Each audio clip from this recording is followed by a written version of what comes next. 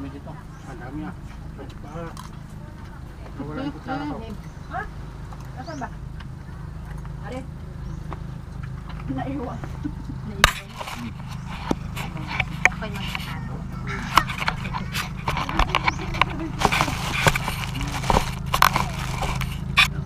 Sarap na sisi. Kaya mo makabig pa. Hindi makapag-shout out si Chris. Tayo. Ayan na. Ayan. Kailangan pagpupusan ko. Hinahanap daw Galit-galit sisi. mga. Tour muna tayo. Katatapos lang namin kumain. Katatapos ko lang din magbawas.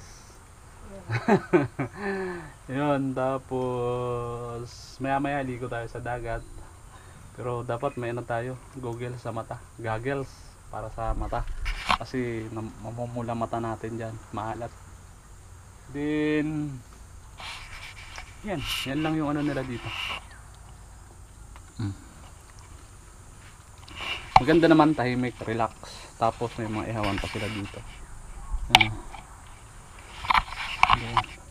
bahala na mamaya kung ano yung mga magiging ganap natin. Alright, so nagloko kanina yung memory card natin. Napalakas yung diin ko sa ano.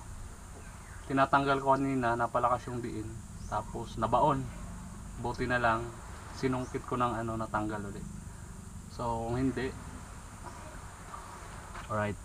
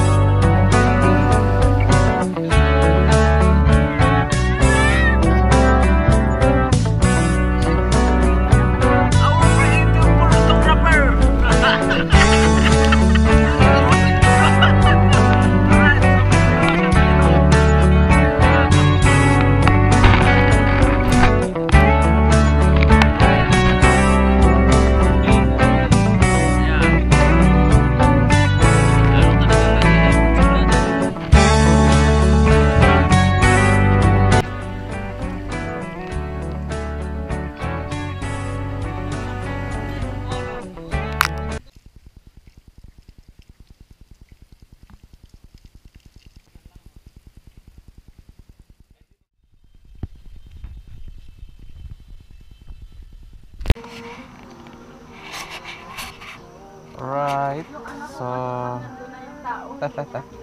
ganito yung setup namin. Kayo ngayon, Dito si Madam G. Then nandun pa yung mga kasama ko sa labas. Kaya hindi mo pwede sa gabi mag-isa.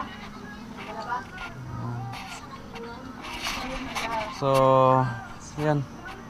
Bali update na lang tayo bukas ng umaga. So for today, for tonight, ako galang pa rin. magpapahinga muna kami. And then see you tomorrow. Alright.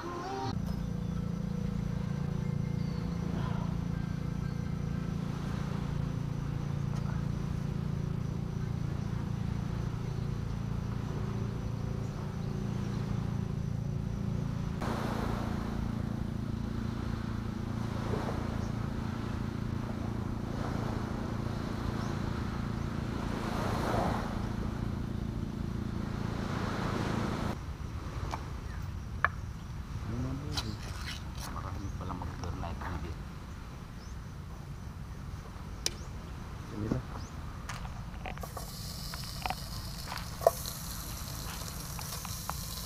Walang mantika. Gobyerno ano, walang mantika.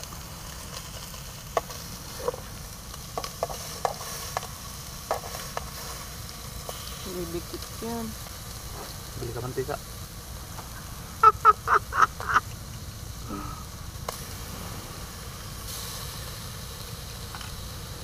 Oh, papatayin mo muna. Marami doon yung tindahan. Dito. Ibig sabihin, So hindi ako nakapagprito, bibili muna ako ng mantika. Alright.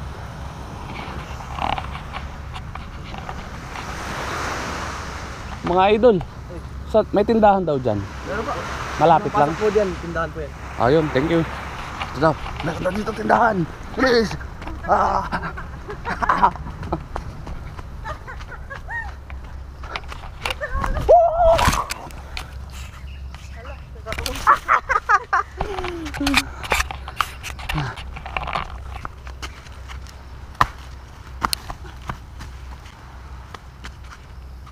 Oh yeah.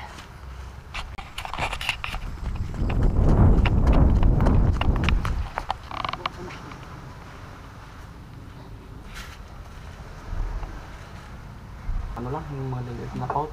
Wala. Magkano ganyan? 40.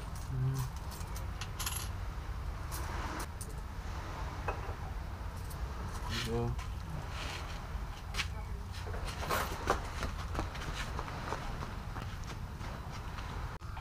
guma! Ay ba, yung mga lagayan natin dito ng ice cream na ano? Yung dito nila maliit.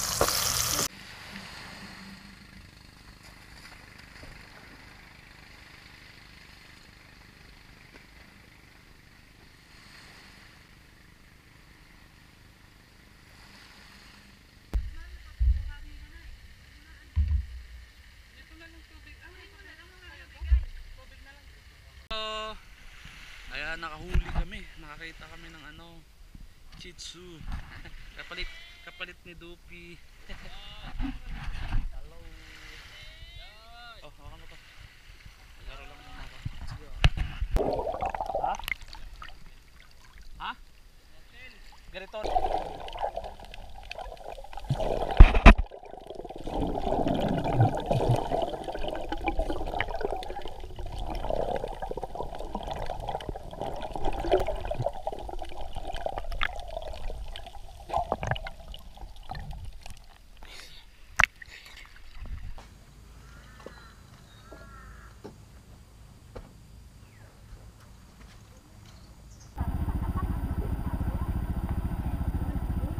Hey.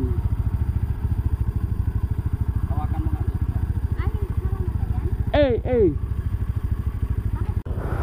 Alright, so biyahe tayo pauwi ng Manila.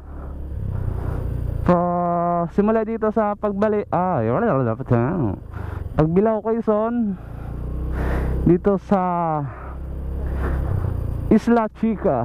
Alright, Isla Chica. Then ganda rito kasi may tangke sila, so hindi sila nakawala ng tubig. Pag magbabanlaw ka galing sa beach, so automatic may magagamit kang tubig. Dito sila sir, yung ano dito, yung thank you. Alright, so ito yung papasok sa kanila, medyo off-road. Then syempre kasama ko, yung mga kasama namin kagahapon is nauna na kahapon. So kami lang kaming 3 motor lang yung nag-overnight. Alright, so mag-shoot muna kami dito. Syempre kasama ko si Calvo, Motovlog, then si Gis and Gis Adventure. Honda Beat, Honda Click, Sigma 250, Rossi syempre. Alright, so siya yung may guide sa atin, siya yung mauna. Pangalawa si Calvo, Motovlog, then kami yung huli syempre. Pero kagahapon pangatlo kami kasi syempre baguhan lang kami sa rides. Then first time ko lang din kagahapon na nakapag join ng ganong rides. Kaya pangatlo kami. Alright, shoot muna kami.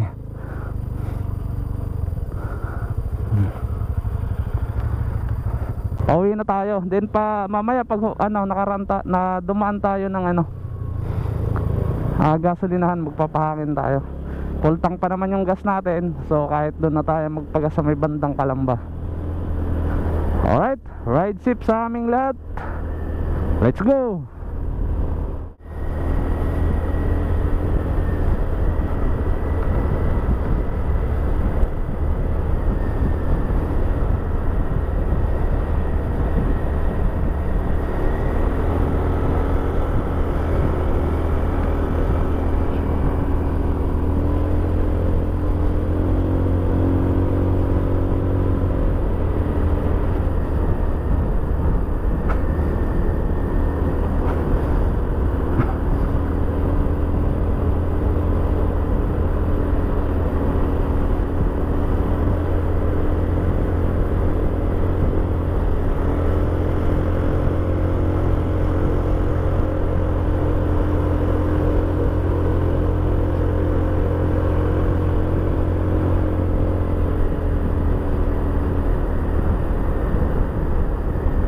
Ano?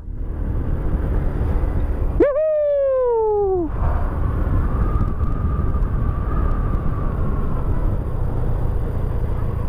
Ay, nabitin.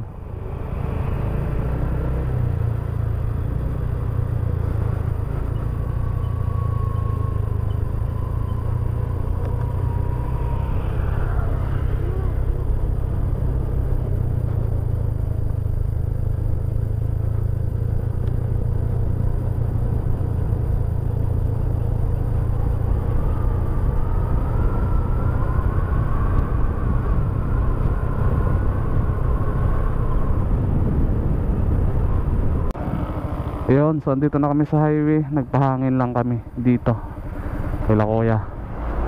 So bakbak tayo. Ayan, medyo okay na. Tigas-tigas na yung gulong natin. Sobrang lambot yung unahan. Kagahapon pa nung pupunta kami dito, pero ngayon ko lang napahanginan. Alright, let's go. So andun na yung mga kasama namin. Bali pinauna na namin sila. Medyo mabagal kasi yung takbo namin. Ano yan, may dugo. Ano yun, Ben? May dugo. May dugo dun parang may nadisgrasya dun. Kaya pinauna na namin sila. So dun na lang kami siguro magkikita-kita sa San Pablo. Either dun sa ano na lang, mag-message na lang sa group chat pag nasa bahay na. Di na ako sumabay sa kanila kasi 125 at saka 250 medyo mabilis. Mabagal ako magpatakbo lalo pag matraffic. Kaya nag-decide ako na mas mauna na lang sila. Alright, so dito tayo sa highway sa may Pagbilao, Quezon. Nasa 3 hours and 3 oras. Then 48 minutes yung babiyahin natin. Medyo malayo-layo. Siguro mga alas 2 tayo makakarating ng Manila. Alright. Medyo matigas Matigas ba be yung gulong? Yan matigas no. Tigas nga. Bawasan natin konti.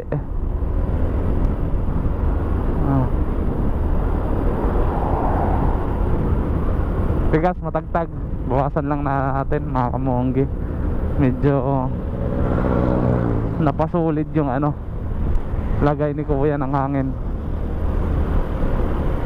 Ito tayo sa gilid.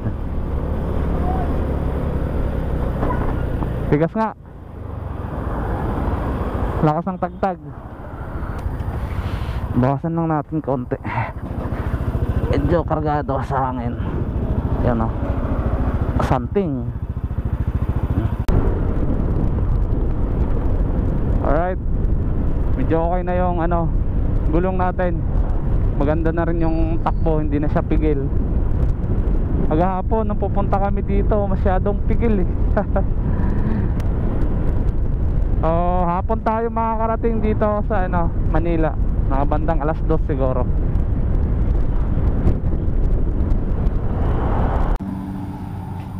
Inulan na kami.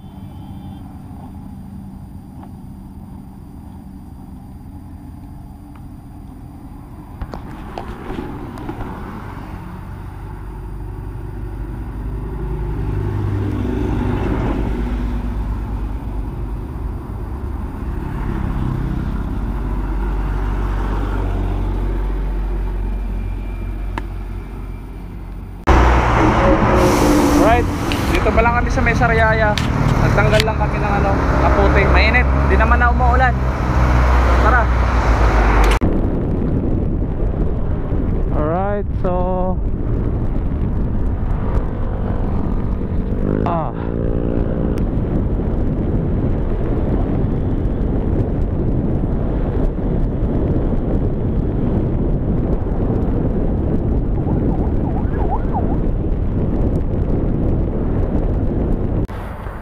kakain muna kami mga kamonggi. Inaantok ako. Nakatulog naman ako gabi ng maayos. Pero ganun talaga pag pauwi. Naantok ako palagi. Malayo pa, 2 oras pa yung biyahe namin. Antok, naantok ako. Grabe. Yan o, si BT. Overloaded.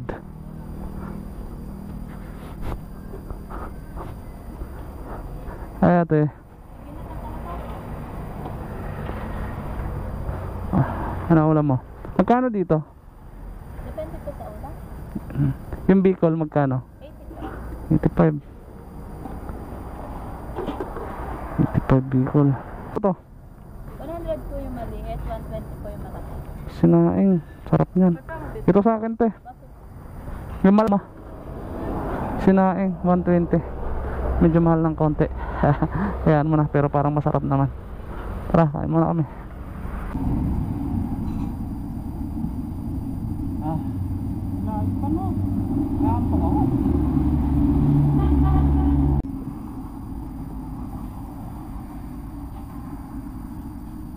Dalawang oras pa eh. Ano tayo? Wala. Wala, mag-isa lang itong ano. Ano mo? Ayun. Hindi, ang sarap nito. Kahit ito isang tao, dalawa na tayo. Ano yan? Right.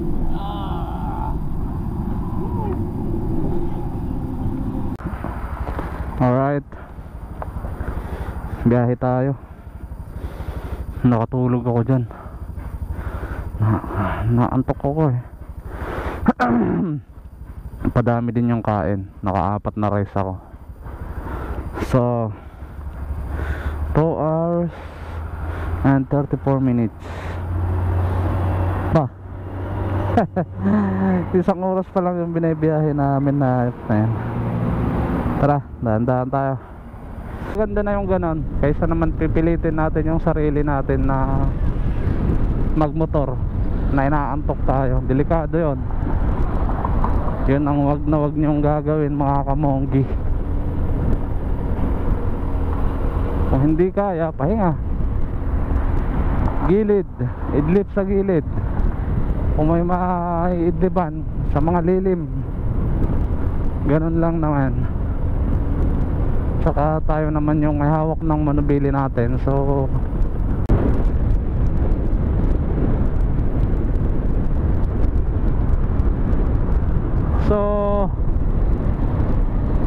dito na kami sa ano, Aluminos Road approaching Tulipa, Batangas. Alright.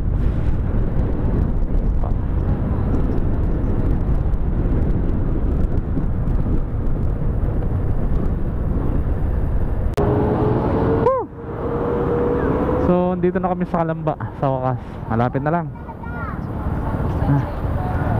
Alright, sa pagas muna tayo. Papultang tayo kasi medyo mataas-taas yung gas doon sa ano, Muntinlupa. So dito 63 lang, doon nasa 68. Alright. Wala na tayong ano uy, 20 na lang yung laman ng wallet. Buti may mga ano pa dito. May mga Siptalicious. Alright. Wala na tayong pang konsumo.